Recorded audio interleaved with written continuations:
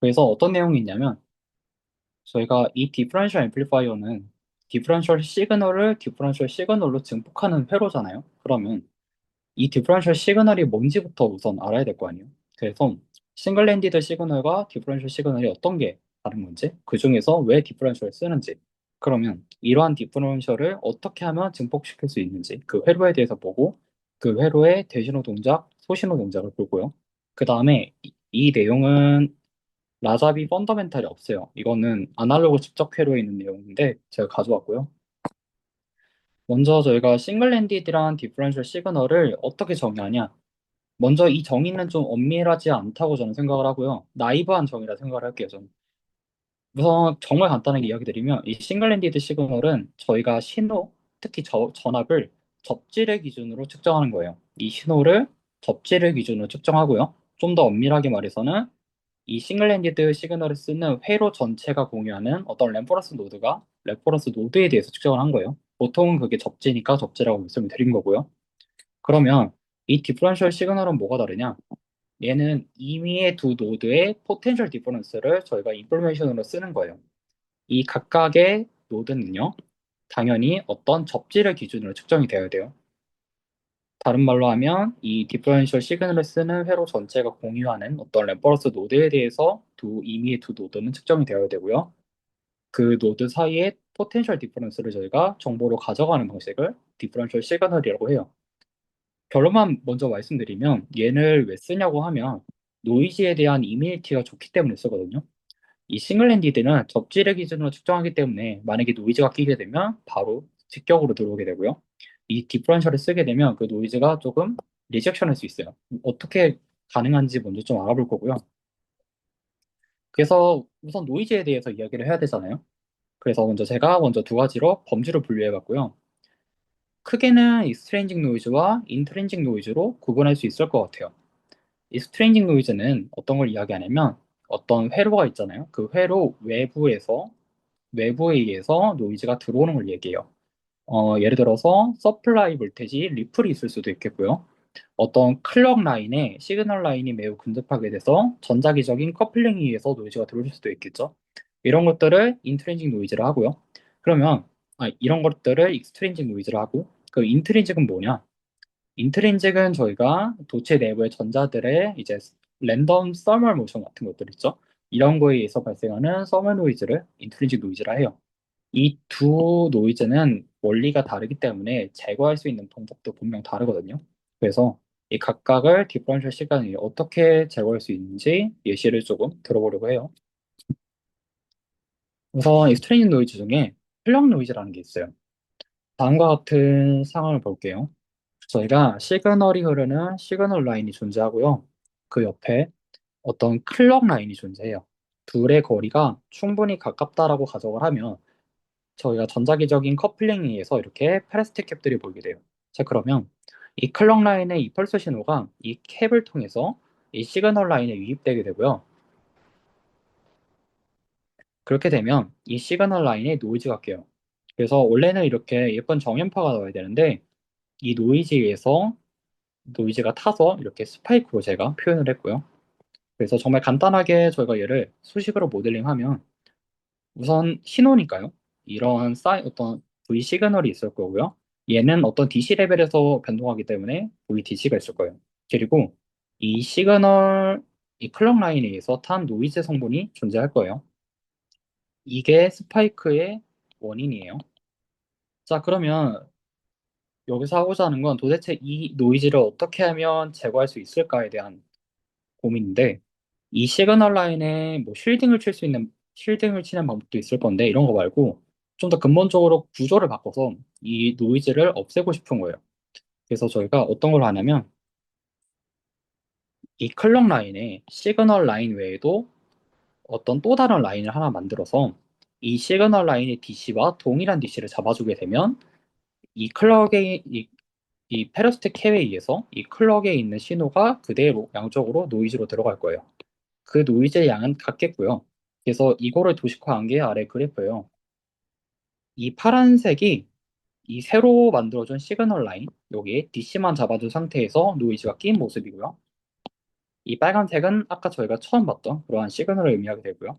만약에 이때 두 시그널 라인의 포텐셜 디퍼런스를 인포메이션으로 가져오게 되면 이 VDC 플러스 V 노이즈 성분이 캔슬돼요. 그러면 저희가 이러한 노이즈가 있을 때 포텐셜 디퍼런스를 가져가면 이렇게 노이즈 성분이 캔슬돼서 원래 이뻤던 정연파만 이렇게 이쁘게 나오는 것을 볼 수 있어요. 그래서 저희가 디퍼런셜 시그널을 쓰는 거고요. 근데 정말 이게 이렇게 간단할까라는 고민을 또 해봐야 돼요. 이 노이즈가 양쪽에 동일하게 들어간다는 가정을 했는데 그게 진짜 그런지는 모르거든요. 그래서 제가 하나 내용을 가져왔는데 만약에 두 라인이 두 라인을 바라보는 임피던스가 ZA, ZB로 다르고요. 클럭 라인과 시그널 라인 사이에 보이는 페레스틱 캡이 CPA, CPB로 다르다 해볼게요. 그러면 이 클럭 라인에 발생하는 전압이 시그널 라인에 어떻게 들어가냐면 이 임피던스와 이 캡이 가지는 임피던스의 볼테지 디바이드로 들어가게 되겠죠. 그래서 다음과 같이 ZA와 원오버 CPA의 전압분배로 제가 공식을 쓴 거고요. A 라인에 들어가는 노이즈가 이렇게 되고요. B 라인에 타는 노이즈가 이렇게 돼요. 그러면 이때 이 포텐셜 디퍼런스를 모아보면 다음과 같이 빼기로 항을 정리하면 되고 얘와 얘를 통분시켜서 정리하면 다음과 같아요. 보시면 얘는 두 노이즈의 포텐셜 디퍼런스이기 때문에 이상적으로는 얘가 0이 되어야 되는데 지금 임피던스가 다르고 페레스틱 힙이 다르다 가정을 해버렸더니 이번에는 0이 되지 않고 이 항이 존재하게 되죠. 그래서 저희가 이 항을 0으로 만들기 위해서는 두 라인의 임피던스가 같아야 돼요. 즉 임피던스 매칭이 되어야 되고요. 그 다음에 이 클럭 라인과 시그널 라인 사이에 보이는 이 페레스틱 캡이 같아야 돼요. 그렇죠? 그래서 저희가 단순히 포텐셜 디퍼런스만 본다고 해서 이 노이즈가 리젝션 되느냐 그건 또 아니에요. 그래서 엄밀하게 저희가 공학적으로 실제로 쓰려면 임피던스 매칭도 해야 되고요. 이러한 페르스틱 캡이 그러니까 이러한 전자기적인 커플링이 동일하게 나타나게 만들어줘야 돼요. 그러면 이 임피던스 매칭은 한다 치고 얘는 어떻게 하냐? 얘는 두 라인을 시그널 라인에 대해서 기하학적으로 대칭적으로 배치를 해주면 돼요. 결국 얘는 일렉트릭 플러스 라인에 의해서 발생하는 음이기 때문에 이 거리를 같도록 만들거나 해주면 충분히 얘는 같게 만들 수 있어요. 또 다른 상황 보면 이런 서플라이 노이즈도 인트레인지 노이즈 중에 하나예요. 저희가 이런 싱글 앰플리파이어 하나 보면 여기에 공급 전압이 원래는 DC 레벨로 일정하게 나오면 좋은데 저희가 이러한 DC 레벨을 실제로는 렉터파이어로 정리해서 만들게 되거든요. 저희가 전자이론 1, 2에서 배웠듯이 이 렉터파이어는 리플 성분을 포함하고 있기 때문에 이렇게 공급 전압이 지글지글 끄게 돼요. 자, 이때 얘가 적당히 바이어스 되어 있다고 가정을 하고 소신호를 입력해줘서 소신호 출력을 지금 만들고 있는 상황이라 가정을 하면 다음과 같이 식을 쓸 수 있거든요. 지금 이거는 VDD -ID RD로부터 나온 식이고요. 이 스몰 id가 지금 소신호 전류예요. 자, 그러면 서플라이 볼테지가 노이즈가 생겼기 때문에 당연히 출력 전압에도 노이즈가 발생해요. 그렇죠? 디펜던트 하니까요. 그래서 이 출력 전압도 이렇게 지글지글 끄는 걸 볼 수 있어요. 자, 그러면 이거를 어떻게 제거할 수 있느냐? 저희가 아까 말했듯이 익스트레인징 노이즈는 기하학적인 배치를 하고 두 시그널 라인의 포텐셜 디퍼런스, 즉 가감 연산을 통해서 제거할 수 있다고 그랬죠. 그래서 만약에 이번에는 동일한 증폭기를 옆에 시그널 라인을 새로 하나 파줘요. 그 다음에 얘도 얘와 똑같은 바이어스로 바이어싱하고 둘의 포텐셜 디퍼런스를 가정하게 되면 어떻게 되는지 볼게요. 이 X노드는 아까 단일 증폭기가 같기 때문에 이렇게 나고요. 이 Y노드는 저희가 바이어싱만 한 상태예요. 그렇기 때문에 다른 것 같고요.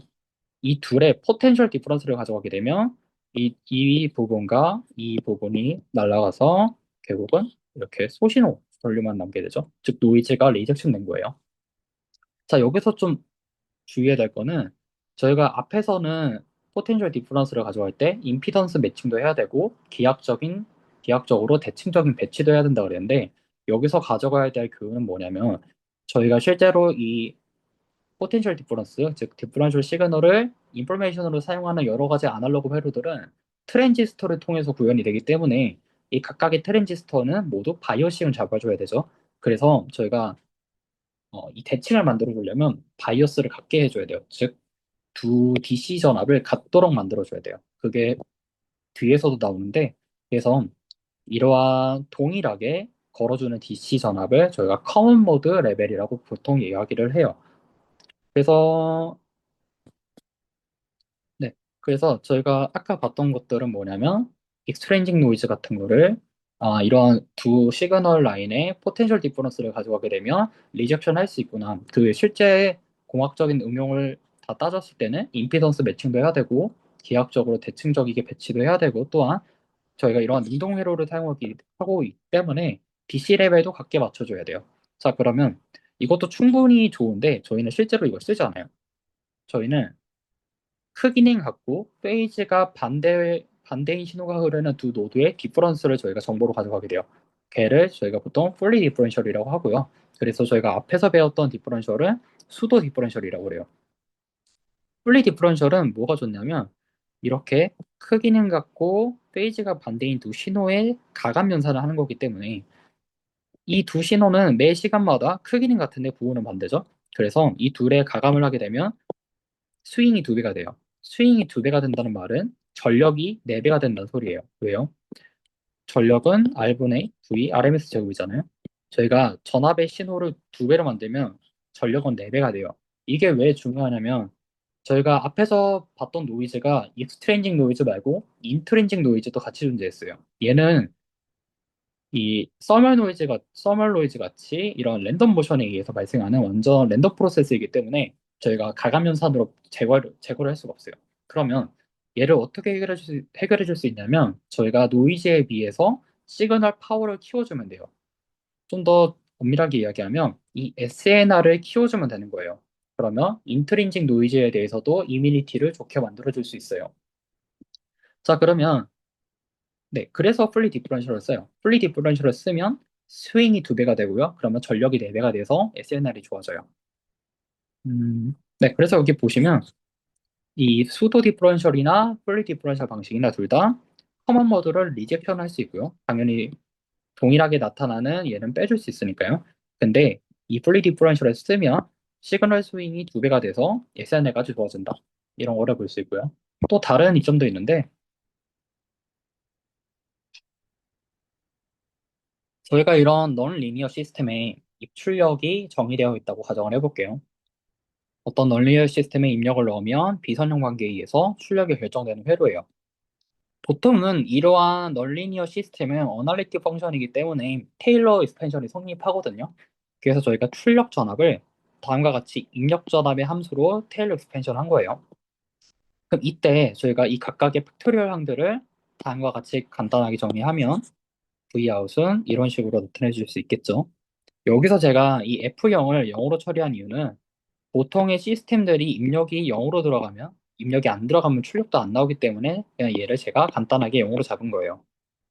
자, 그러면 이때 만약에 정연파 신호가 들어간다 가정을 해볼게요. 즉 V인에 A 코사인 오메가 T라는 신호가 들어가면 어, 여기다가 그대로 대입하면 되죠. 이 V인 텀에. 그러면 이렇게 A 코사인, 그 다음에 코사인 제곱, 세제곱 텀이 계속 나와요. 저희가 이 제곱과 세제곱, 네제곱 이런 여러 텀들을 각각 전개해보면 다음과 같이 쓸 수 있는데요. 얘를 다시 정리해보면 이 널리얼 시스템에 의해서 출력은 DC 오프셋이 하나 발생하고요. 입력과 동일한 주파수를 갖는 펀더멘탈 텀이 하나 나와요. 그 다음에 입력의 주파수의 두 배인 이런 세컨 하모니, 서드 하모닉 등이 나와요. 저희가 ATI 시스템은 입출력 사이에서 익스포넨셜 오메가 t가 아이젠 펑션이기 때문에 저희가 신호의 정보를 이야기할 때는 주파수가 같아야 돼요. 이 주파수가 달라지면 두 정보에 디스토션이 발생한다고 해석을 할 수 있고요. 그래서 이러한 고주파음들이 문제가 되는 거예요. 얘를 없애줘야지만 저희가 좀 더 리니어리티를 가져갈 수 있어요. 그럼 이거를 뭐가 이룰 수 있냐면 풀리 디퍼런셜을 가져가면 이거를 달성할 수 있어요. 저희가 저러한 넌리니어 시스템에 두 가지 입력을 넣는다 생각을 해볼게요. V인1과 V인2. 풀리 디퍼런셜의 정의에서 얘는 플러스 V인, V인2는 마이너스 V인을 가져가게 되면 이 Vout에 대입을 하게 되시면 이 제곱 텀들은 그대로 나고요. 이러한 짝수 제곱은 그대로 나오고 홀수 제곱에만 한쪽은 마이너스가 나올 거예요. 이때 풀리 디퍼런셜 즉 두 신호의 차이를 가져가게 되면 다음과 같이 짝수창이 날아가는 걸 볼 수 있어요. 즉, 이거 뭘 의미하냐? 저희가 이런 플리 디퍼런셜을 쓰게 되면 또 다른 어드밴티지가 뭐냐면 이븐 하더 디스토션이 억제된다는 거예요. 즉, 이 말은 저희가 리니어리티가 좋아져요. 그래서 저희가 이러한 플리 디퍼런셜을 쓰게 되는 거예요. 그래서 앞에서 저는 나이브하게 정의를 했지만 이 디퍼런셜을 방금과 같은 예제들을 살펴보면서 좀 더 엄밀하게 정의하면 어떻게 돼야 되냐? 같은 DC 레벨에서 페이지가 반대고 크기는 다른 두 신호의 차이를 먼저 봐야 되고요. 각각의 시그널 라인은 임피던스가 매칭이 되어야 되고 전자기적 커플링을 동일하게 만들기 위해서 기하학적으로 충분히 가까워야 되고요. 두 시그널 라인은. 그리고 대칭적으로 배치가 되어야 되겠죠. 이런 것들을 모두 만족하는 플리 디퍼런셜을 저희가 이제 디퍼런셜 시그널이라고 보통 이야기를 해요. 자, 그러면 저희가 왜 디퍼런셜 시그널을 써야 되는지를 알아본 거고요. 그러면 이러한 신호가 노이즈에 대한 이뮤니티가 좋으니까 이 신호를 이용하는 것이 좋겠죠. 그래서 이러한 신호를 저희가 프로세싱하는 여러 가지 아날로그 회로들이 존재할 건데 저희가 이번에 배울 내용은 바로 이러한 디퍼런셜 시그널로 앰플리파이어하는 앰플리파이어를 저희가 발표를 하는 거예요. 자, 그래서 이제부터 배울 내용은 그렇게 성능이 좋은 디퍼런셜 시그널을 그럼 어떻게 증폭을 할 건데? 라는 의문에서 시작되는 거죠. 그 답을 얘가 해주거든요. 얘는 저희가 보통 수도 디퍼런셜 페어라고 불러요. 얘가 제가 간단하게 하기 위해서 먼저 채널 랭스 모듈레이션을 무시할게요. 그 다음에 적절하게 잘 세츄레이션 영역에 동작할 수 있게 바이어싱 되어 있다고 가정을 할게요. 그때 이쪽으로는 어떤 플러스 V 인이라는 소신호가 들어가고요. 이쪽에는 마이너스 V 인이라는 소신호가 들어간다고 해볼게요. 그러면 얘는 그냥 단일 증폭기이기 때문에 V 아웃도어는 마이너스 GMRD V 인이 나올 거고요. 이 V out2는 플러스 GMRD V in이에요. 그러면 V out 1 빼기 V out 2를 가져가게 되면 마이너스 GMRD 그다음에 V in 1 빼기 V in 2가 돼요. 즉 저희가 이러면 디퍼런셜 시그널의 게인을 정의할 수 있겠죠. 이게 마이너스 GMID로 나온 거. 즉 디퍼런셜 인풋을 디퍼런셜 아웃풋으로 앰플리파이 한 거예요. 그 B는 GMID예요. 그러면 얘는 뭐예요? 디퍼런셜 시그널을 증폭할 수 있는 증폭기예요. 그래서 디퍼런셜 페어라고 하는데 왜 앞에 수도란 말이 붙었냐면 얘가 몇 가지 가지는 문제점 때문에 그래요. 이 문제점을 설명하기 앞서서 제가 두 가지 개념을 준비를 했는데요. 먼저 위에는 뭐냐면 바이어스예요. DC에 대한 이야기인데 DC 바이어스 인풋을 어떻게 인풋 잡아주는 인풋에 대해서 아웃풋이 어떻게 나오는지 그게 커먼 소스에서는 어떻게 되는지에 대한 관계를 제가 시소로 비유를 한 거고요. 아래에는 헤드룸에 대한 정의예요. 먼저 얘 먼저 살펴보면 저희가 인풋 바이어스와 아웃풋 바이어스가 어떠한 관계를 갖는지 그거는 다음과 같고요. 저희가 아웃풋 DC 레벨을 VDD-IDID죠. 이 중에서 세츄레이션 리전에 동작하고 있다고 가정을 하게 되면 이 ID는 2분의 VN COX W의 VGS-VTH 제곱이 되겠고요. 그래서 저희가 Vin을 키우면요. ID가 증가하고요. 왜냐면 VGS가 증가하니까요. 얘도 증가하고요. 그러면 IR 드랍이 증가하죠. 그럼 공급 전압에서 빼주는 IR 드랍이 증가하니까 Vout은 내려가요. 즉 얘는 시소와 같은 거예요. 저희가 인풋을 키우면 아웃풋이 내려오고요. 만약에 아웃풋이 내려가면 뭐 인풋이 올라가죠. 이런 관계이겠어요. 그걸 제가 시소로 나타낸 거예요. 그래서 적절하게 인풋을 잘 조정하면 그에 맞춰서 아웃풋도 잘 조정되죠. 그러면 이 헤드룸은 뭐냐? 전자회로 원투에서 맨날 봤던 건데 이 헤드룸은 뭐냐면 저는 다음과 같이 정리를 했고요. 회로가 정상 동작을 보장하는 이 시그널이 스윙할 수 있는 전압의 범위라고 저는 규정을 할게요. 이게 뭔 말이냐? 만약에 저희가 출력의 헤드룸이라고 하면 출력이 이 회로의 동작을 정상 동작을 보장하는 범위에서 스윙할 수 있는 어떤 전압 범위죠. 그러면 이 출력 전압은 최소 그라운드보다는 크거나 같고요. 이 공급 전압보다는 작거나 같겠죠. 그래서 먼저 룸이 하나 생겨요. 이 아웃풋 시그널이 스윙할 수 있는 범위는 우선 공급 전압과 그라운드 사이예요. 그래서 이러한 룸이 생기고요. 그럼 여기서 파란색과 빨간색 영역이 있는데 얘는 뭐냐면 빨간색 영역은 시그널 라인이 스윙하면 안 되는 구간이고요. 파란색 영역은 시그널 라인이 스윙할 수 있는 허용된 구간이에요. 왜 이렇게 되냐? 저희가 얘를 증폭기를 쓰려면 세츄레이션 리전에 동작을 시켜야겠죠. 그 말은 이 M1과 M2, 이 단일 증폭기만 보면 이 M1의 드레인은 최소 오버드라이브 볼테이지보다는 커야 되잖아요. 오버드라이브 볼테이지는 까먹으셨을까봐 VGS-VTH로 정의돼요. 얘보다는 커야 되죠. 그래서 음, 시그널 스윙이 이 오버드라이브 볼테이지보다 내려가면 안 돼요. 즉 이게 뭔 말이냐면 V 아웃 이 X 노드가 최소 오버드라이브 볼테이지보다 내려가게 되면 그때부터 이 트랜지스터들은 트라이오드 리전에 동작을 하고요. 그러면 선행성이 보장이 안 되죠. 그래서 이때부터는 신호가 일그러지게 되는 거예요. 그래서 여기는 폴비트 리전이고요. 그럼 공급 전압보다도 크면 안 되죠. 이 아웃풋이 가질 수 있는 최대 값이 VDD이기 때문에 만약에 여기서 이렇게 스윙을 한다 하면 이 부분이 클리핑 돼요, 이렇게. 그래서 저희는 이 영역 안에서 시그널이 스윙하도록 만들어야 돼요. 그래서 보통 얘를 저희가 헤드룸을 소모한다라는 이야기를 하고요.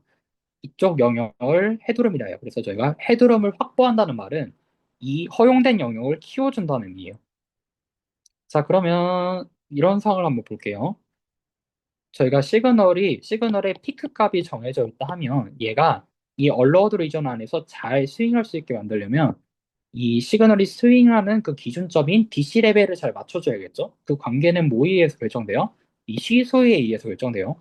저희가 인풋을 적절히 이쯤 맞춰주면 그거에 의해서 아웃풋 레벨이 결정돼요. 이 아웃풋 레벨에서 시그널이 스윙하는 거예요. 저희가 만약에 잘 적절하게 이러한 헤드룸을 고려해서 맞춰줬다면 신호가 왜곡되지 않고요. 잘 이렇게 나오겠죠.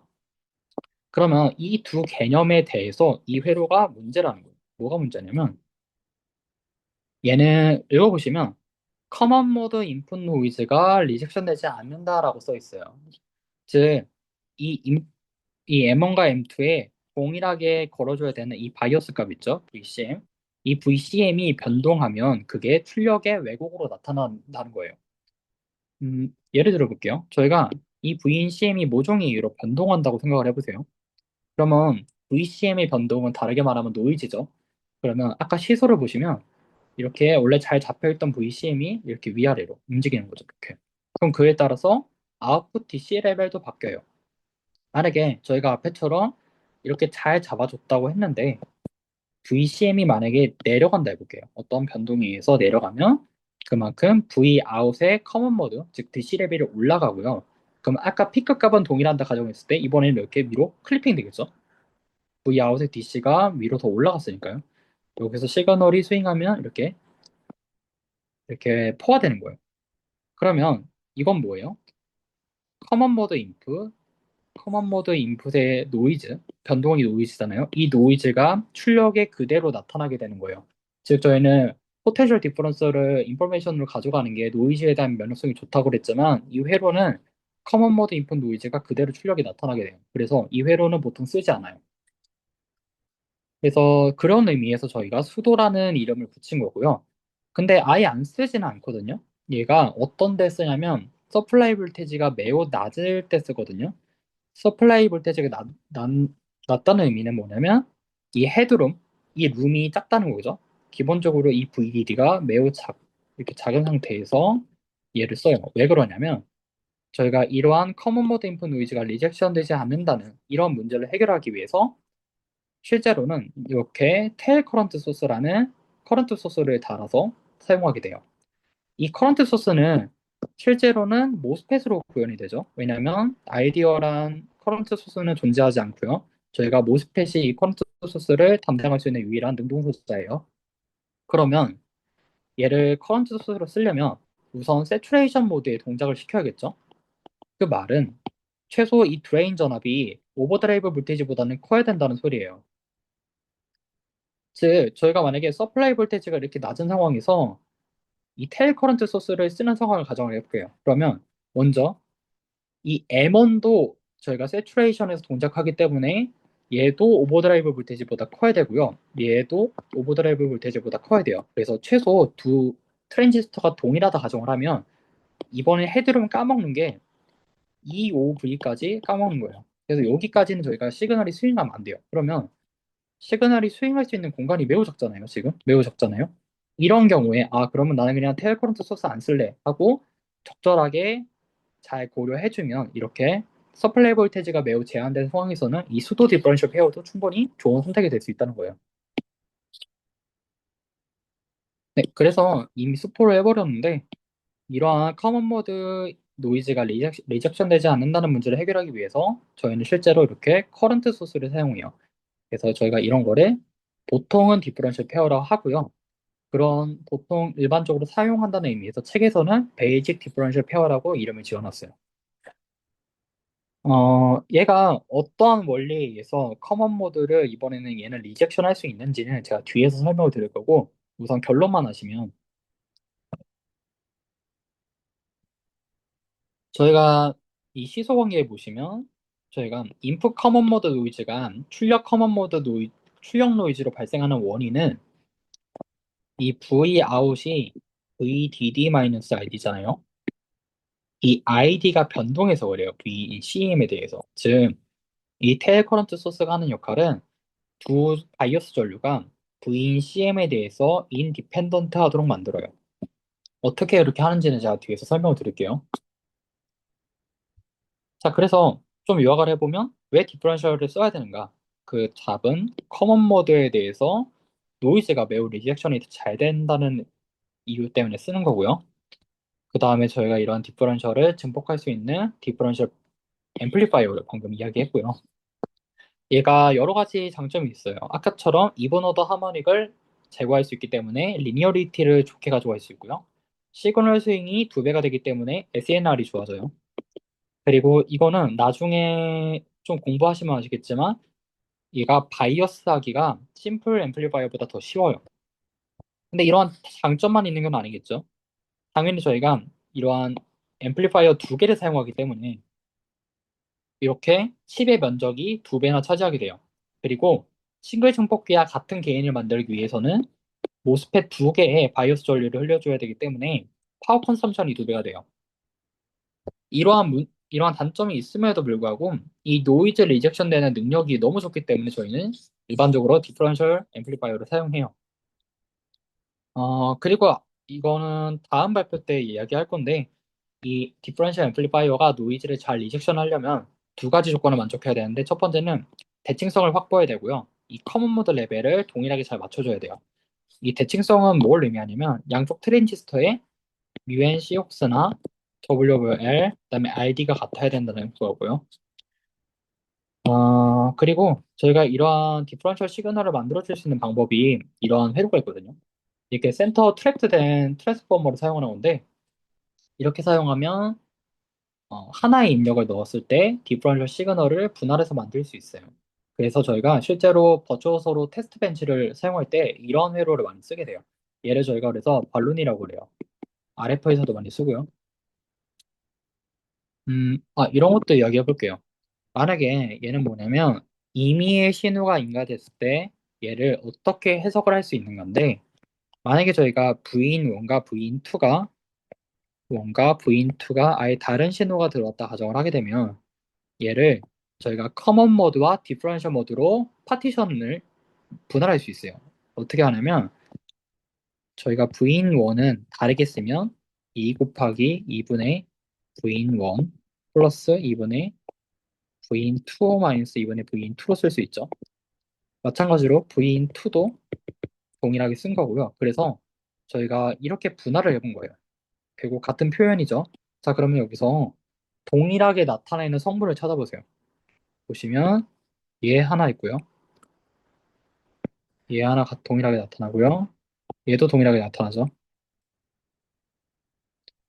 즉, 두 양쪽 노드에 동일하게 나타나는 전압은 2분의 V in 1 더하기 V in 2고요. 그럼 나머지는 뭐냐? 나머지를 구해보시면 V in 1 빼기 V in 2분의 2가 되고요. 얘는 V in 2 빼기 V in 1분의 2가 돼요. 즉, 이 V in 1 더하기 V in 2분의 2 얘가 동일하게 양쪽 노드에 나타나고요. 각 노드에 얘네는 서로 페이지가 반대거든요. 왜냐하면 마이너스 1 곱하면 서로 관계가 성립하잖아요. 그래서 이러한 디퍼런셜 시그널이 들어간다고 저희가 분할을 할 수가 있어요. 그래서 저희가 다음과 같이 공통적으로 나타나는 어떤 성분을 이렇게 커먼 모드로 전화번호로 모델링한 거고요. 얘는 디퍼런셜 시그널이죠.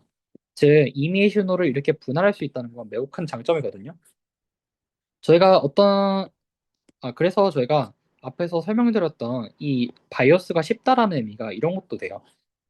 저희가 이 커먼 모드와 디퍼런셜 시그널이 노는 신호의 패스가 아예 분리되어 있거든요. 그래서 저희가 바이어스를 잡기가 더 쉽다는 소리예요.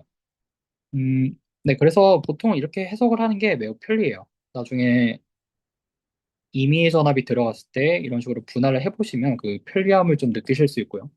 네, 그래서 다시 원래 논의로 돌아가서 이러한 테일 커런트 소스를 추가한 디퍼런셜 페어가 어떻게 커먼 모드 노이즈를 리젝션할 수 있는지에 대해서 이야기를 해볼게요. 먼저 저희가 얘를 잘 바이어스 되어 있다 가정하면 지금 M1과 M2에 신호는 넣지 않고 있고요. 지금 커먼 모드 DC 레벨만 걸어준 상태예요. 그러면 VGS1과 VGS2를 구해보면 지금 여기를 제가 P 노드라고 잡았고요. 둘이 소스를 공유하고 있기 때문에 VGS1은 VCM-VP, VGS2는 VCM-VP가 돼요. 그럼 뭐예요? 둘이 VGS 값이 같으니까 당연히 ID가 같을 수밖에 없겠죠. 근데 여기서 KCL 법칙 성립하죠. 테일 커런트 소스는 ID1 더하기 ID2. 근데 얘네가 같다고요? 그러면 ID1과 ID2는 2분의 ISS가 되겠죠. 즉 이게 어떤 걸 의미하게 되냐면 세츄레이션 리전을 보장하는 범위 내에서 VCM이 어떤 값을 갖던 간에 이 ID1과 ID2는 항상 2분의 ISS가 된다는 거예요. 그러면 Vout은 VDD 마이너스 2분의 ISS ID잖아요. 즉 커먼 모드 인풋 변화가 커먼 아웃풋에 나타나지 않아요. 이 경우는. 그래서 저희가 이걸 보통 쓰는 거예요. 이때 제가 새로운 파라미터를 하나 정리할 건데요. 이클리브리엄 오버드라이브 볼테이지라는 용어인데 이게 뭘 의미하냐면 M1과 M2의 2분의 ISS 테일 커런트의 절반을 흘려줄 때 그때의 오버드라이브 볼테이지를 저희가 이클리브리엄 오버드라이브 볼테이지라고 정의를 해요. 얘를 굳이 왜 정의하냐면 뒤에 이 파라미터가 매우 많이 등장을 해서 제가 정의한 거거든요. 차차 살펴보면 되고 이게 왜 그러냐면 저희가 이 공식이 여기서 나온 거예요. 2분의 뮤엔 COWL VGS-VTH 제곱 얘가 id죠. 이거 정리해 보시면 VGS는 루트 EID분의 UN COWL 플러스 VTH가 나와요. 그래서 얘 옆으로 넘겨서 정리한 거고요. 왜 ISS냐면 원래 2 곱하기 ID잖아요. 이 ID가 2분의 ISS라 했잖아요. 그래서 날라가서 ISS가 된 거예요.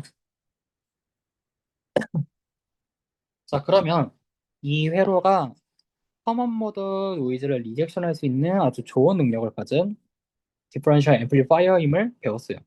그러면 이 디퍼런셜 앰플리파이어에 넣어주는 디퍼런셜 시그널에 따라서 그 출력의 응답이 어떻게 될지를 먼저 살펴봐야 되겠죠. 근데 여기다 넣어주는 전압의 종류가 두 가지죠. 커먼 모드, 디퍼런셜 모드. 그래서 각각의 모드를 집어 넣었을 때 출력이 어떻게 되는지 살펴볼 거예요. 먼저 정성적으로 좀 살펴볼 거고 그 뒤에 수식으로 유도해서 정량적으로도 봐볼게요. 이번에는 커먼 모드 비헤이버인데 이게 뭘 의미하냐면 이 디퍼런셜 파워에 공통으로 넣어주는 이 바이어스 전압을 수입을 하면 그 출력은 어떻게 되는지를 살펴보자는 거예요. 먼저 저희가 이 M3를 한번 추가했는데 저희가 커런트 소스는 실제로 모스펫으로 동작을 하기 때문에 얘를 모스펫으로 모델링 했고요. 얘를 커런트 소스로 동작시키기 위해서는 얘를 세츄레이션 모드에 넣어야 되겠죠. 그래서 우선은 채널을 열기 위해서 게이트에다가 VB라는 전압을 걸어놨어요. 즉, 이 M3는 지금 채널에 열려있는 상태예요. 그럼 만약에 저희가 이 V인 CM을 0에서부터 천천히 수입을 한다 가정을 했을 때 이 M1과 M2의 스레셔홀드 볼티지보다 작고 0보다 큰 범위 이 범위 내에서는 어떤 동작을 보이는지 한번 봐볼게요. 먼저 이 M1과 M2가 전류를 어떻게 흘리는지를 봐야 되기 때문에 이 VGS1과 VGS2가 어떻게 되는지를 봐야 되고요. 이 VGS는 V인 CM 빼기 VP죠. 이 차이니까요. 그래서 이렇게 쓴 거고요. 얘보다는 V인 CM이 커요. 그쵸? 근데 저희 위에서 이 영역 조건이 뭐예요? V인 CM이 VTH보단 작아야 돼요. 즉, 이 VGS1, 2가 VTH보다 작아요. 이건 뭘 의미해요? M1과 M2는 채널이 형성되지 않아요. 스레시홀드 볼테이지보다 VGS를 적게 줬기 때문에요. 즉, 그러면 여기 흐르는 ID1과 ID2는 0이 돼요. 그러면 KCL에 의해서 당연히 일로 흐르는 ID3도 0이 되겠죠? 그렇죠? 그리고 이 P 노드가 아직 충분히 높지 않을 거니까 우선 얘가 딥 트라이오드 리전에 동작을 한다 하고 다음과 같은 식에서 조건을 찾아보시면 얘가 0이 되기 위한 조건은 이 VP가 즉 이 M3의 드레인 전압이 0이 될 수밖에 없어요. 그래서 BP가 0이 되고요. 그래서 이걸 총 정리해보면 다음과 같은 이 영역에서는 ID1과 ID2가 0이에요. 그리고 VP도 0이죠. 그리고 I가 전류가 0이기 때문에 이 RD에서 발생하는 IR 드랍이 0이에요. 즉 Vout은 VDD예요. 그렇죠? 만약에 저희가 이 스레시볼드 볼테이지보다 크고 얘보다는 작다 해볼게요. 우선은 이 M1, M2의 스레시홀드 볼테이지보다 VCM이 크기 때문에 M1과 M2는 곧바로 턴온 될 거고요. 얘네들은 곧바로 어디서 동작을 하냐? 세츄레이션 모드에서 동작을 해요. 왜요? 우선 얘네가 곧바로 켜지면 전류가 적겠죠. 전류가 적다는 의미는 여기 IR 드랍이 적기 때문에 M1과 M2의 드레인 전압이 거의 공급 전압에 가까운 충분히 큰 전압이 될 거예요. 그러면 당연히 이 게이트 전압보다 이 오버드라이브 볼테이지보다는 이 드레인 전압이 클 수밖에 없겠죠. 그래서 M1과 M2는 세츄레이션 리전에 동작을 하고요. 이 VP는 0에서부터 살짝 올라가는 그 이쪽에 있기 때문에 아직까지 얘는 트라이오드 리전에 동작을 해요. 그래서 저희가 이렇게 M3를 온저항으로 모델링한 거고요. 그러면 이때부터 어떤 동작을 보이냐면 이 M1과 M2는 디제너레이션 저항을 R-on3로 가져가는 소스 팔로워로서 동작을 해요. 세츄레이션 리전 동작을 하니까요. 이 소스 팔로워는 어떤 특징이 있냐면 입력 전압과 소스 전압이 서로 같이 따라간다는 특징이 있죠. 즉 그래서 이 영역부터는 저희가 VCM을 키우면 이 VP의 노드 전압이 거의 1대1로 매칭돼서 같이 올라가요. 이렇게요. 그리고 입력 전압을 키우면 당연히 전류도 커지기 때문에 천천히 올라가죠. 근데 어떻게 올라가고 있어요? 지금 함수 개형이 2차 함수로 올라가고 있죠. 왜요? M1과 M2는 세츄레이션 리전에 동작을 할 거니까요. 제곱 법칙을 따르겠죠. 그래서 이렇게 올라가는 거고요. 그래서 이 V 아웃도 마찬가지로 VDD-RDID이기 때문에 이렇게 내려가요. 그리고 얘는 뭐냐면 얘는 M3의 오버드라이브 볼테이지잖아요. 즉 얘를 완전하게 세츄레이션 모드에 동작할 수 있는 V인 CM이 먼저 얘 오버드라이브 볼테이지보다 크고 거기서 VGS보다 더 커야 되죠. 그 조건을 나타낸 거고요. 그러면 이 영역은 뭐냐? 아직 M3가 세츄레이션에 안 있다는 조건이에요. 그쵸? 그러면 이제부터 이 값보다 V인 CM이 더 크다고 가정을 할게요. 그때부터는 M3는 뭘로 동작해요? 세츄레이션 모드에 있기 때문에 채널 렌스 모듈레이션 무시하면 얘는 완벽하게 아이디어랑 커런트 소스로서 동작을 합니다. 그러면 이 전류가 ISS가 되면 KCL에 의해서 이 양쪽 전류는 2분의 ISS로 홀싱되게 돼요. 그렇죠? 그래서 보시면 이 영역보다 커지면 ID1과 ID2가 이제 2분의 ISS로 거의 일정함을 볼 수 있고요. 그래서 Vout도 VDD-2분의 ISS ID로 거의 일정함을 볼 수 있어요. 이게 저희가 커먼 모드 비해버려요. 커먼 모드 인풋을 점점 키우면 어떻게 되는지를 저희가 살펴본 거예요. 그래서 보시면 제가 아까 헤드룸이라는 용어를 썼잖아요. 그게 출력에만 한정된 이야기가 아니라 이러한 입력에도 적용될 수 있어요. 먼저 V인 CM이 얘를 세츄레이션 모드로 킬 수 있는 오버드라이브 볼테이지 먼저 하나 헤드룸 까먹고요. 그 다음에 여기 VGS보다는 커야 되겠죠. 그래서 얘보다는 커야 돼요. 그리고 이 M1과 M2를 세츄레이션에 놓아야 되기 때문에 얘보다는 작아야 돼요. 즉 VCM은 이러한 헤드룸 범위에서 놀아야 돼요. 그렇죠? 그래서 아무렇게나 잡으면 안 되고 이것들을 고려해서 잘 선정을 해줘야 돼요. 그러면 저희가 커먼 모드 비헤이버 봤으니까 그러면 출력 전하면 어떻게 되냐? 우선 저희가 어, Vout은 이 M1이 세츄레이션 모드로 동작을 해야 되기 때문에 이 게이트 전압보다는 드레인 전압이 커야 되거든요. 그래서 Vin CM-VTH 원 아니면 2, 이 값보단 크고 공급 전압보단 작아야 돼요. 즉 제가 아까 방을 그려보라 했죠. 출력 신호가 놓일 수 있는 범위는 먼저 공급 전압과 그라운드 사이에 룸이 하나 생기고요. 지금 보시면 Vin CM-VTH1 이만큼 헤드룸을 까먹는 거예요. 즉 이 범위 내에서 저희가 출력 신호가 스윙해야 돼요. 그걸 이야기하는 거예요.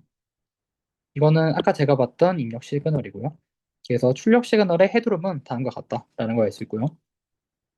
그러면 저희가 아까 뭐라 했냐면 넣어줄 수 있는 신호가 커먼 모드도 있고 디퍼런셜 시그널도 있잖아요. 이번에는 디퍼런셜 시그널을 이 디퍼런셜 앰플리파이어에 넣었을 때 그 출력 디퍼런셜이 어떻게 나오는지에 대해서 관계를 보고 싶은 거예요. 그 관계를 알아야지만 저희가 이 증폭기를 잘 동작시킬 수 있을 거니까요. 그래서 먼저 이 출력 디퍼런셜의 식을 먼저 구해보시면 Vout 1 빼기 Vout 2죠.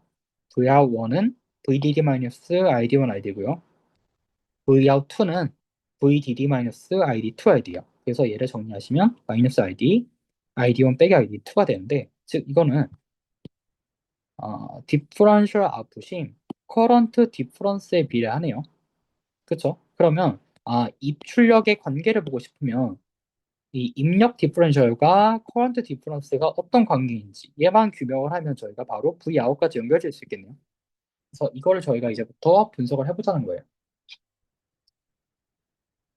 먼저 정량적으로 분석하기 전에 간단하게 정성적으로 한번 봐볼게요. 저희가 우선 가정이 있어요. 가정은 뭐냐면 둘이 적당히 바이어스 되어 있다는 가정이고요. 그때 이제 V인 디퍼런셜을 수입하면 어떻게 되는지 보는 건데 먼저 저희가 이 디퍼런셜 시그널의 정의가 V인 1 빼기 V인 2잖아요. 그래서 만약에 V인 1 빼기 V인 디퍼런셜을 0보다 키워주게 되면 즉 V인 디퍼런셜이 0보다 크면 V인 1이 V인 2보다 크다는 소리예요. 만약에 저희가 V인 디퍼런셜을 매우 키워주게 되면 V인 1이 V인 2보다 매우 크다는 소리예요. 자 그러면 여기서 이거 볼게요. M1과 M2는 둘 다 같은 소스 전위를 공유하고 있어요. 그러면 디퍼런셜 인풋을 점점 키우게 되면 두 게이트 전압이 점점 격차가 벌어지고요. 그 말은 두 VGS 마이너스 두 모스펫의 VGS의 격차가 벌어진다는 의미예요. 즉 소스 전위는 같고 게이트 전위가 커지니까 당연히 이렇게 되겠죠. 그러면 뭐예요? 예를 들어 저희가 디퍼런셜 인풋을 매우 크게 키우면 M1이 더 많이 턴온 되고요. M2는 꺼지려고 할 거예요. 이 한계가 어디까지 가냐면 이 커런트 소스가 모두 M1으로 흐를 수 있고요. 그때는 얘는 거의 0이겠죠.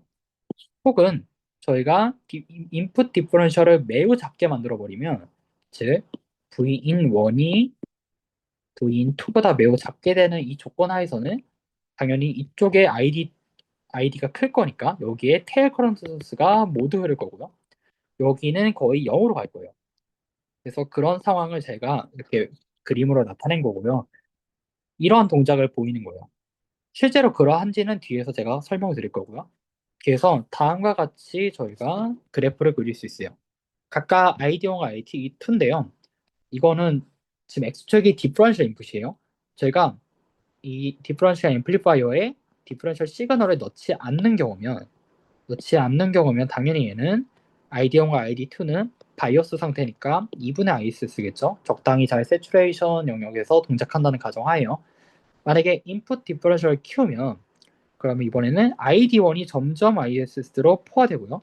그 동시에 ID2는 0으로 가요. 반대로 인풋 디퍼런셜을 매우 작게 음수로 가버리면 이번에는 ID2가 ISS로 가고요. ID1이 0으로 가요. 그러면 저희가 Vout은 VDD-ID이기 때문에 그래프 개형은 동일할 거예요. 선형성이니까요. 대신에 VDD-IDID이기 때문에 신호는 둘이 반전되고요. 그 다음에 어느 정도 평행 이동될 거예요, Y축으로. 그래서 이러한 그림을 나타낼 수 있어요. 그러면 저희가 이 디퍼런셜 아웃풋, 이 각각의 아웃풋의 차이죠. 그 차이는 여기 양수일 때 똑같이 음수니까 둘의 차이는 두 배로 더블링 되고요. 그래서 다음과 같은 그래프가 나올 것이다 라고 저희가 예측을 할 수 있어요. 이 디퍼런셜 인풋과 디퍼런셜 아웃풋의 관계를 이렇게 유출을 한 거고요. 이 디퍼런셜 아웃풋의 최대치는 IDIS겠죠. 그럼 이게 실제로 그러한가? 라고 분석을 해보면 진짜 그러하거든요.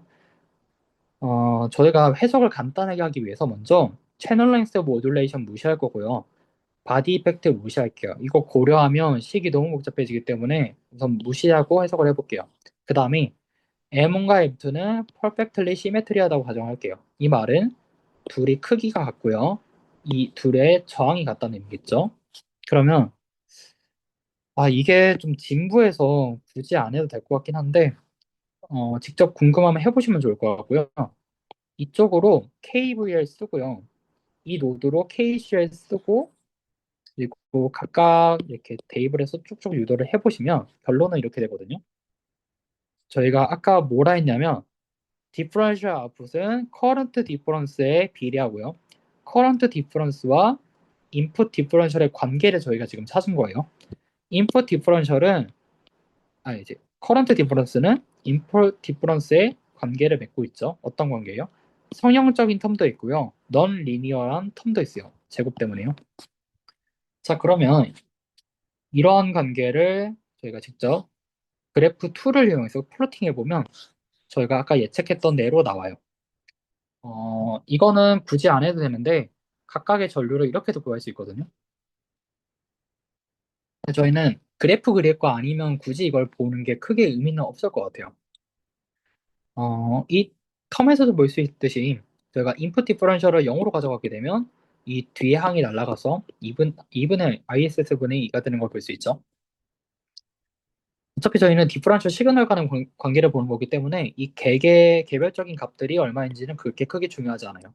자, 그러면 다시 아까 식으로 돌아와서 ID1 빼기 ID2 커런트 디퍼런스와 인풋 디퍼런셜의 관계가 지금 얘 때문에 비선형을 갖고 있으니까 저희는 얘를 지우고 싶은 거예요. 왜 지워야 돼요? Vout은 마이너스 ID 커런트 디퍼런셜이라 했잖아요. 디퍼런스라 했잖아요. 이 커런트 디퍼런스가 인풋에 인풋 디퍼런셜과 비선형 관계를 갖고 있잖아요. 그럼 저희는 선형적인 증폭기를 쓰고 싶은데 이러한 비선형 관계 때문에 출력과 입력이 이렇게 1대1로 선형적인 관계를 보이지 않는 거죠.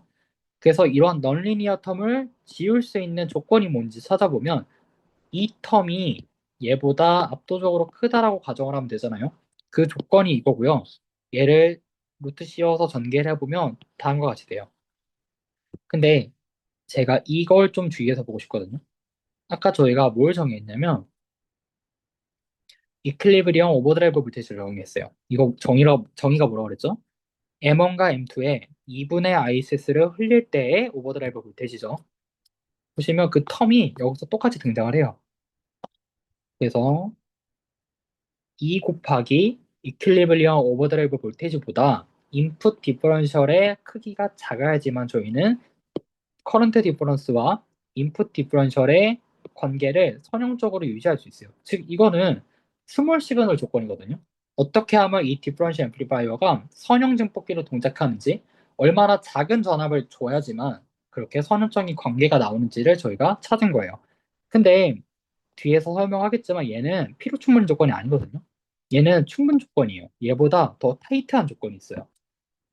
그걸 이제부터 볼 건데 수학적으로는 이클리브리엄 오버드라이브 볼테이지의 2배보다는 작아야 되지만 실제로는 그보다 더 타이트하거든요. 왜냐면 실제로 저희가 이 포화되는 지점이 어디인지를 보고 싶어요, 일단.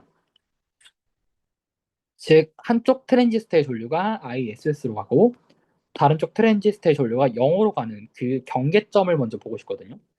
그러면 어떤 한 트랜지스터가 꺼지기 시작하는 그 바운더리는 게이트 소스 전압이 스레시홀드 볼테이지일 때부터 이제 꺼지겠죠. 그래서 제가 이번에 구하려고 가정한 건 뭐냐면 M1이 완전히 켜져서 이쪽으로 텔 커런트 소스가 모두 흐르고요. 이쪽으로는 전류가 안 흐르는 상태. 그때를 제가 이렇게 조건을 세운 거예요. 그러면 여기서 KVL 쓰게 되면 VGS1 빼기 VGS2는 인풋 디퍼런셜이 되겠죠? 얘는 Vin1 빼기 Vin2니까요. 그러면 이 VGS1에 얘 대입하시고요. VGS2에 얘 대입하시면 이 스레셔드 볼테이지가 삭제되고요. 그래서 이 텀만 나와요. 이 텀은 뭐냐면 제가 아까도 이야기했죠. 얘는 이퀄리브리엄 오버드라이브 볼테이지라고요. 그래서 루트 2 곱하기 이퀄리브리엄 오버드라이브 볼테이지일 때 딱 포화되는 경계점이에요. 자, 그럼 보세요. 이퀄리브리엄 오버드라이브 볼테이지 2배보단 작아야 되는데 루트 2배일 때는 딱 포화되기 시작해요. 그럼 적어도 얘보단 작아야 된다라고 좀 더 타이트한 조건을 저희가 세울 수 있잖아요. 그래서 그게 실제로 그러한지를 보면 저희가 싱글 증폭기에서도 정의했듯이 넣어주는 입력에 대해서 흐르는 전류가 어떠한 비율을 갖고 있는지 트랜스 컨덕턴스 GM이라는 파라미터로 저희가 정의를 했어요. 근데 이 디퍼런셜 앰플리파이어도 마찬가지로 이러한 트랜스 컨덕턴스를 정의할 수 있거든요. 즉, 이건 뭘 보고 싶은 거냐면 디퍼런셜 인풋의 변화에 대해서 커런트 디퍼런스가 얼마나 흐르는지 그 비율을 저희가 보고자 하는 거예요. 그래서 당연히 근데 싱글보다 싱글이랑은 다르니까 저는 라지 GM으로 썼고요. 저는 얘를 이퀴밸런트 트랜스 컨덕턴스라고 명명할게요. 그러면 얘는 편미분으로 정의가 되고요. 미분을 직접 해보시면요. 다음과 같은 항이 나오거든요. 접하죠. 여기 보시면 분모와 분자의 인풋 디퍼런셜의 제곱 텀이 둘 다 들어가 있어요. 즉 입력과 입력 전압과 그에 대한 전류의 비가 비선형이라고요. 즉 이 비선형 때문에 저희가 입출력 관계도 비선형이 되는 거예요. 그렇죠? 왜냐면 V out은 마이너스 ID 커런트 디퍼런스인데 이 커런트 디퍼런스가 GM V in의 디퍼런스잖아요. 즉 이렇게 되죠. 만약에 이 GM이 컨스턴트 하지 않고 다음과 같이 인풋에 따라서 변하는 널리니어면 당연히 Vout과 V인은 선형적인 관계가 될 수 없죠. 그래서 저희는 뭘 가져가고 싶은 거냐면 이 GM이 선형적인 조건을 찾고 싶은 거예요. 싱글 증폭기와 똑같아요.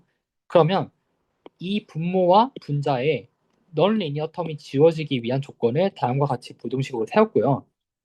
이, 이 교집합을 찾아보시면 이퀄리브리엄 오버드라이브 볼테이지 루트 2배보다 인풋 디퍼런셜의 크기가 작아야 돼요. 즉 저희가 아까 유추했던 것이 이 GM을 통해서도 드러나는 거죠. 그래서 이게 바로 필요 충분 조건이에요. 인풋 디퍼런셜의 크기가 최소 이퀄리브리엄 오버드라이브 볼테이지의 루트 2배보다는 작아야지 얘를 스몰 시그널로 간주할 수 있고요. 이때부터 이 디퍼런셜 앰플리파이어는 선형 증폭기로 동작을 할 수 있는 거예요. 그래서 얘를 저희가 스몰 시그널 컨디션이라고 쓴 거예요. necessary and sufficient condition이라 쓴 거고요. 그러면 이 GM을 이 범위 내에서는 저희가 상수로 만들 수 있다 그랬는데 그 상수가 어느 값인지 먼저 볼게요. 먼저 이 곡선을 그려보시면 다음과 같이 봉우리가 나오는데 이 최대값을 먼저 봐볼게요. 이 최대값은 인풋 디퍼런셜이 0일 때죠. 즉 여기다가 0 넣어서 이 항을 지우시면 그 정리된 결과는 다음과 같아요. 루트 뮤앤시옥스 WL의 ISS. 즉 저희가 인풋 디퍼런셜이 이 조건을 만족하게 되면 거의 여기 주변에서 놀고 있다는 소리예요. 즉 거의 얘로 근사할 수 있어요. 컨스턴트 하다고. 그래서 저희가 이 조건은 뭘 의미하냐면 이 범위 있죠? 이 범위가 루트 2의 이퀄리브리엄 오버드라이브 볼테이지라는 거예요. 이 범위 내에서 저희가 동작을 시켜야지만 GM이 거의 컨스턴트 하죠. 이렇게 가져갈 수 있다는 소리예요. 그래서 정리해보면 저희가 인풋 디퍼런셜의 크기를 이퀄리브리엄 오버드라이브 볼테이지 루트 2배보다 작게 가져가는 이 스몰 시그널 조건 하에서는 이 디퍼런셜 앰플리파이어의 이퀴밸런트 트랜스 컨덕턴스가 거의 이 값으로 일정하고요. 그렇기 때문에 저희가 디퍼런셜 앰플리파이어의 게인도 일정하게 돼요. 즉 선형 증폭기가 되는 거죠. 근데 여기서 좀 재밌는 게 저희는 얘를 어떻게 바이오스했냐면 ID1과 ID2의 DC 전류가 테일 커런트 소스의 반이 되도록 저희가 앞에서 바이오스 했잖아요. 그러면 그거를 원래 저희가 알고 있던 GM 공식 EID, μN, COX, WL에 집어 넣어 보시면 이렇게 돼요. 즉, 이 디퍼런셜 앰플리파이어의 이퀴발런트 트랜스 컨덕턴스는 개별적인 트랜지스터 M1과 M2의 GM과 같아지는 거예요. 그래서 그 각각의 싱글 증폭기의 개인과 똑같다는 거죠. 그래서 최종 정리해 보시면 이러한 조건, 이러한 스몰 시그널 조건 하에서 GM은 일정하고요. 그에 따라서 인풋 디퍼런셜과 아웃풋 디퍼런셜의 관계가 리니어해요. 이 영역 안에서요. 이 영역이 무슨 영역이에요? 이 영역이죠. 그래서 저희는 이러한 앰플리파이어를 리니어로 만들 수 있어요.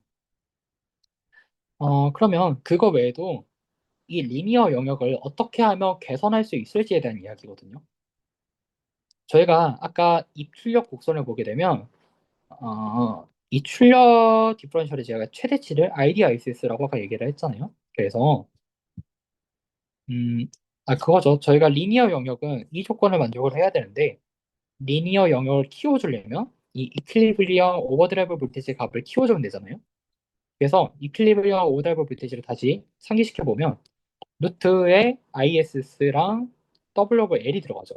그러면 이 ISS를 키우게 되면 이퀄리브리엄 오버드라이브 볼테지가 커져서 저희가 선형성을 만족할 수 있다는 그 영역이 좀 더 넓어지지 않을까요? 그거에 대한 이야기를 하고 있는 거예요. 그래서 먼저 살펴보면 이 끝점이 뭐냐면 이 끝점은 이 V인 맥스라고 하는 것은 그걸 의미하는 거예요. 이 인풋 디퍼런셜, 이 아웃풋 디퍼런셜이 포화되는 그 지점, 그 지점은 제가 아까 루트 2 V 킬로밀리어 오버드라이브 볼테이지로 정의를 했죠. 그래서 이 끝점, 이 X축의 끝점은 저희가 루트 ISS에 비례하고요. 이 Y축 디퍼런셜 앰플리파이어에 포화되는 그 값은 RDISS이기 때문에 얘는 ISS에 비례해요. 즉 다음과 같이 쓴 거고요. X축은 루트 ISS에 비례하고 Y축은 그냥 ISS에 비례해요. 만약에 저희가 ISS를 점점 키우면 어떻게 돼요? 이 포화되는 지점이 옆으로 익스텐션 돼요. 그렇죠? 그와 동시에 Y축도 위로 올라가죠. 그래서 만약에 저희가 ISS를 더블링 하게 되면 여기는 루트 2배 커지는 거죠. 그리고 여기는 딱 2배만큼 커지는 거예요. 그래서 다음과 같이 리니어 영역이 넓어진 거예요. 그래서 여기 써놨죠. 리니어 영역이 증가되고요. 그 다음에 이 아웃풋 디퍼런셜의 포화치가 커졌기 때문에 이 말은 스윙을 더 많이 한다는 소리잖아요. 그래서 스윙이 커지고요. 그 다음에 앞에 GM을 보시면 다음과 같이 정의를 했기 때문에 ISS를 키우면 GM도 커져요. 그래서 GM이 커진다는 걸 뭘 의미해요? 게인이 커진다는 의미죠. 즉, 저희가 이 테일 커런트 소스의 값을 키우면 키울수록 선형 영역도 증가시킬 수 있고요. 스윙도 2배로 만들어서 SNR을 더 좋게 만들 수도 있고요. GM을 키워서 게인도 좋게 만들 수 있어요. 근데 당연히 트레이드 오프가 있겠죠. 어떤 거냐면 ISS를 키울수록 파워 컨섬션이 늘어나죠. 더 많은 전력을 소모하게 되고요. 그 다음에 스윙이 증가하게 되면 기껏 잡아놓았던 헤드룸에서 이 헤드룸을 벗어나는 거죠. 이 시그널이. 그러면 출력 전압의 디스토션이 일어나요. 그래서 이러한 관계를 갖고 있고요.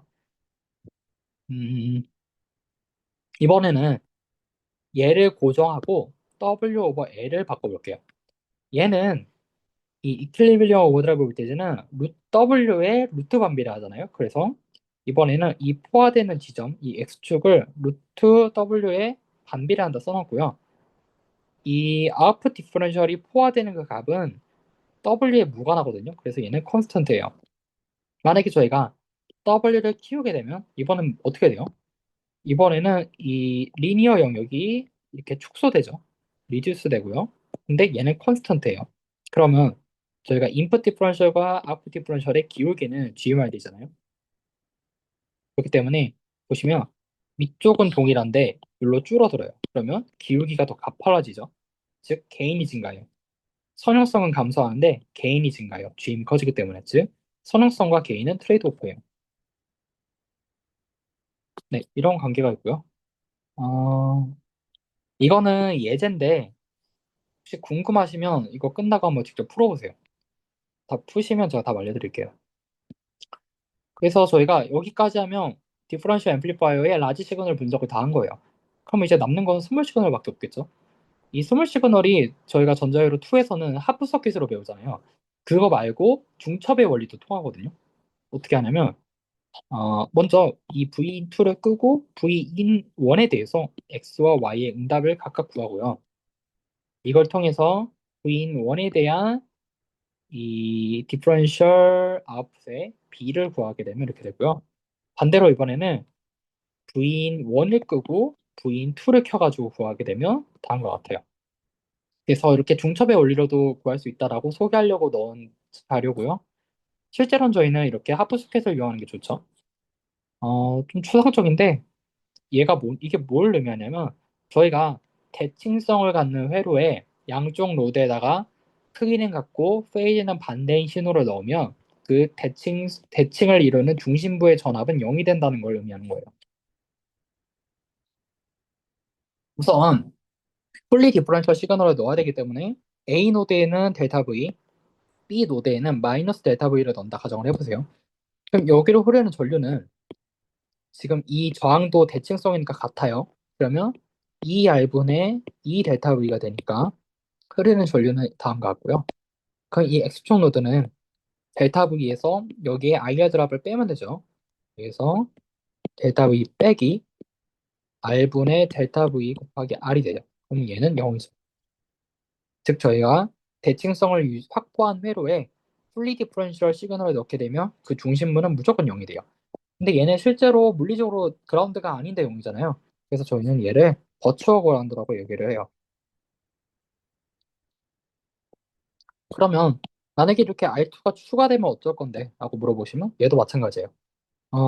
먼저 얘는 중첩의 원리로 구하시면 되거든요. 얘를 끄고 얘에 대한 이 X의 응답이 이거고요. R온과 얘의 볼테이지 디바이더죠. 그리고 이번에는 얘를 끄고 얘에 대한 응답을 보시면 얘와 얘의 볼테이지 디바이더죠. 따라서 다음과 같고요. 이 두 신호를 중첩에 올리니까 더하게 되면 0이 돼요. 즉 여기 이러한 R2가 추가되더라도 저희는 벌추얼 그라운드를 만족한다는 거예요. 그래서 이러한 하프 서킷 컨셉을 가져가면 저희가 스몰 시그널을 좀 더 쉽게 해석할 수 있어요. 실제로 이 모델을 그려봐도 마찬가지인데 이 모델을 그려서 여기로 KVL 쓰시고요. 여기에 이 P 노드에 들어가는 KCL 쓰면 지금 들어가는 전류가 GM1, GM2인데 나오는 전류 없기 때문에 0이고요. 이거를 직접 저희가 여기다가 프리 디퍼런셜을 넣게 되면 다음과 같이 이 P 노드의 스몰 시그널 전압은 0이 돼요. 즉 여기 바이오스는 잡혀 있는데 얘가 변동하지 않는다는 의미예요. 그래서 얘는 버추얼 그라운드가 되고요. AC 그라운드예요.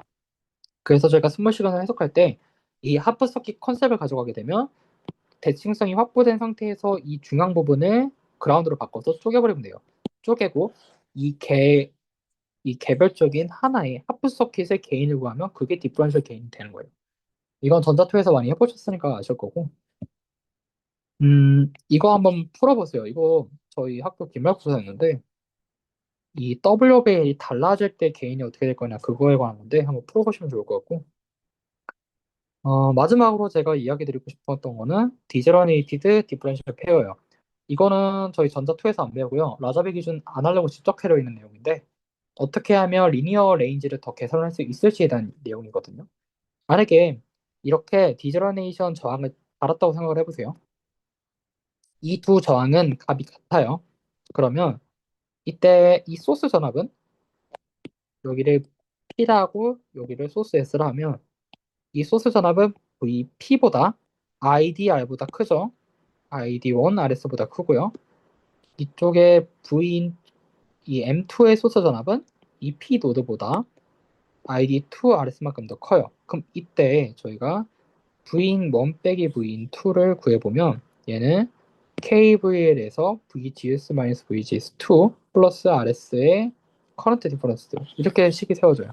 이걸 왜 세웠냐면 저희가 뭘 보고 싶다고 그랬죠? 리니어 레인지가 어떻게 증가하는지를 보고 싶다 했잖아요. 그러면 저희가 아까 이 곡선에서 이 포화되는 지점이 루트 2 V 이퀄리브리엄 오버드라이브 볼테이지였는데 얘보다는 커지는지를 확인하면 성능성이 증가하는지 확인할 수 있죠. 그래서 아까와 마찬가지로 하나가 풀리 턴온돼서 ISS가 모두 흐르고 하나는 이제 막 꺼지려고 하는 그 바운더리 조건을 집어넣은 거예요. 즉 M1이 풀리 턴온이니까 VGS2가 이제 VTH라는 조건을 집어넣은 거고요. 자, 그럼 이때 ID2는 0이고 ID1은 ISS로 제가 근사를 할게요. 그러면 그렇게 되면 VGS2는 얘는 어떻게 되냐면 루트 EISS UN COX WR 플러스 VTH죠. 그래서 이때 V in 1 빼기 V in 2는 VGS 1 빼기 VGS2잖아요. 그러니까 얘 여기서 VTH를 빼는 거예요. 이렇게 날아가고요. 얘는 제가 아까 누누이 말했죠. 얘는 루트 2 곱하기 V 이퀄리브리엄 오버드라이브 볼테이지죠. 그래서 이렇게 되고요. 여기에 추가적으로 어떤 텀이 붙어요? ISSRS가 붙어요. 보시면 이번에 ID1이 ISS고 ID2가 0으로 가져오고 있잖아요. 즉, 이 텀은 ISSRS예요. 자, 보세요. 어떤 하나가 테일 커런트 소스를 완전히 가져가고 하나가 완전 꺼지는 그 포화 직점인 경계점이 이번에는 이퀄리브리엄 오버드라이브 볼테이지 루트 2배보다 ISSRS만큼 증가했어요. 즉, 원래 여기였던 영역이 ISSRS만큼 증가하는 거예요. 이렇게. 그러면 이 말은 즉 선형성이 증가한다는 의미겠죠. 선형적인 스몰 시그널로 간주할 수 있는 그 범위가 더 커졌다는 의미예요. 그렇죠? 이거를 근데 이렇게 되면 뭐가 문제냐면 보시면 Y축은 동일한데 지금 X축으로만 넓어졌잖아요. 즉 이 기울기가 더 감소하죠. 원래 여기였는데 기울기가 더 감소하죠. 즉 GM이 감소하고요. 게인이 감소해요. 그래서 리니어리티와 게인은 여기서도 또 트레이드 오프를 보이고 있어요. 이 그래프 말고 아까 이용했던 하프 서킷으로 보여도 돼요. 얘 하프 서킷의 게인은 RS1 플러스 1 오브 GM이죠. 여기는. 그 다음에 여기는 ID1이죠. 그래서 다음과 같이 나타낼 수 있고요. 이로 인해서 게인이 아까 GMID였는데 그거보다는 크기가 작아진 걸 볼 수 있어요. 그렇죠? 그래서 아날로그 회로는 이렇게 트레이드오프 싸움이 많이 일어나는데 아까 봤듯이 게인과 리니어리티가 트레이드오프 보이고 있죠. 그거 외에도 노이즈나 여러 가지 문제에 대해서 트레이드오프가 이렇게 보인다는 것을 라자비는 이런 옥타곤으로 표현을 했어요. 이게 되게 유용해서 다른 자료에도 많이 등장하거든요. 네, 오늘 내용 여기까지고 뒤에는 다음에 제가 각 잡고 발표를 할게요. 고생하셨어요.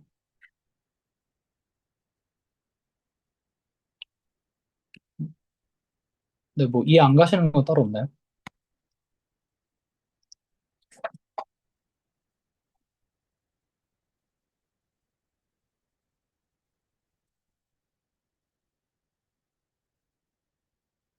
이 다음 내용이 이제 CMR 같은 거 나오는 내용인데 이거 하려면 앞에 이 내용을 했어야 돼가지고 제가 이렇게 준비를 했었어요.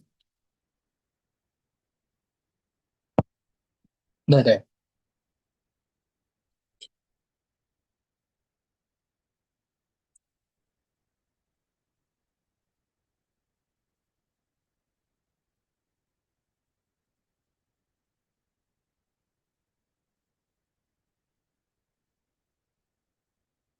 네, 그쵸. 커런트 소스를 어떻게 배치할 건지 각각의 트랜지스터의 사이즈를 어떻게 가져갈 것인지는 저희 아날로그 회로 설계자들이 가져가요. 그쵸. 뮤앤 C역선은 파운드리 영역이니까 저희가 만들 수 있는 부분이 아니고 저 뮤앤 C역선은 실제로 각 공정마다 다르거든요. 펑- 각 공정마다 그 공정 산포가 달라서 실제로 저게 문제가 돼요. 다른 게. 네, 실제로 저게 문제가 됩니다. 저희가 건들 수 없기 때문에 문제가 돼요.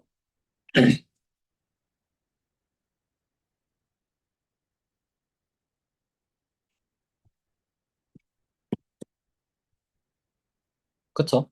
그래서 저희 아날로그 회로 설계자들이 뭘 하냐면 예를 들어 저희 이런 동작을 하는 회로를 설계해 주세요라고 하면 먼저 그러한 동작 목표가 주어질 거잖아요. 예를 들어서 전압과 전류를 일정하게 만드는 회로를 만들어 주세요 하면 밴드계 레퍼런스 회로가 되겠고요. 신호를 증폭하는 회로를 만들어 주세요 하면 앰플리파이어가 되겠죠. 그럼 앰플리파이어를 저희가 설계한다 하면 스펙이 주어질 거잖아요. 뭐 밴드위스는 얼마로 해주세요, 게인은 얼마로 해주세요, 공급 전압은 어디까지 잡아주세요, 이런 것들이 여러 가지 주어질 거잖아요. 그러면 먼저 저희가 회로 자체는 이미 토폴로지가 정해져 있잖아요. 많이 이렇게 연구가 됐으니까 토폴로지를 먼저 그려요. 그 다음에 해당 스펙이 만족하도록 저희가 W 오버 L을 조정해요. 얘를 조절해야지만 바이어스 전류가 조정되잖아요. 그래서 저희가 W 오버 L 결정하는 게 가장 먼저고요. 그래서 저희는 이 W 오버 L 결정하는 거는 완전 설계자 영역이죠. 이 텔커런스 소스 어떻게 가져갈지도 설계자 영역이에요. 그럼 저희가 W 오브 L을 다 지정을 해서 회로를 설계하게 되면 어떻게 되냐면 얘를 실제로 웨이퍼 위에 마스크할 수 있도록 레이아웃을 짜줘야 돼요. 물리적으로 얘는 어디는 어떻게 파고 크기는 어떻게 배치를 하고, 그래서 설계자가 정한 W 오브 L이 그대로 레이아웃 과정에 들어가요.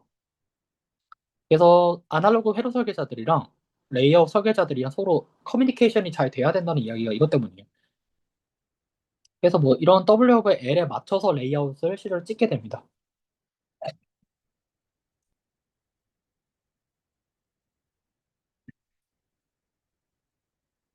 심심하시면 이거 풀어보시면 좋고요.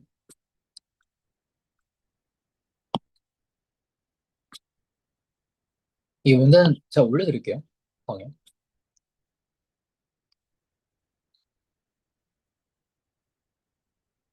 그냥 뭐또 궁금하신 거 없나요?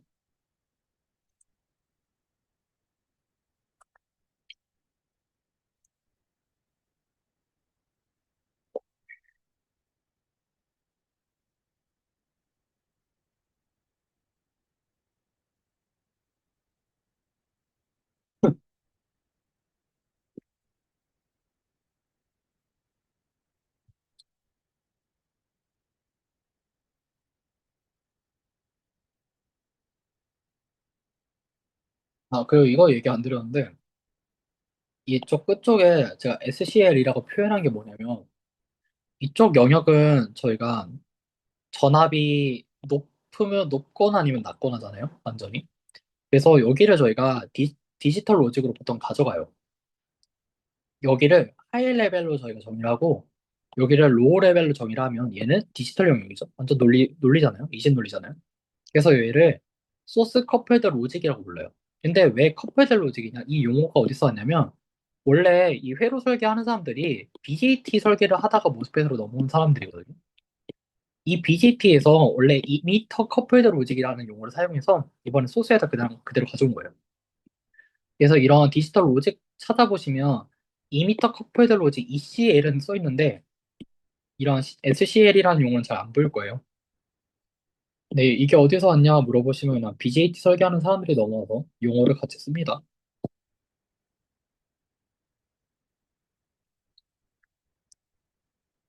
네, 그리고 책 읽다 보면 맨날 헤드룸에 관한 얘기가 나오죠.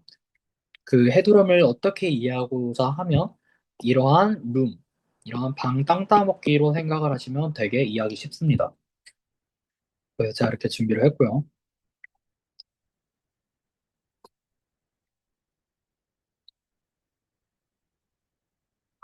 네, 뭐 궁금한 거 없으시면 여기까지 할까요?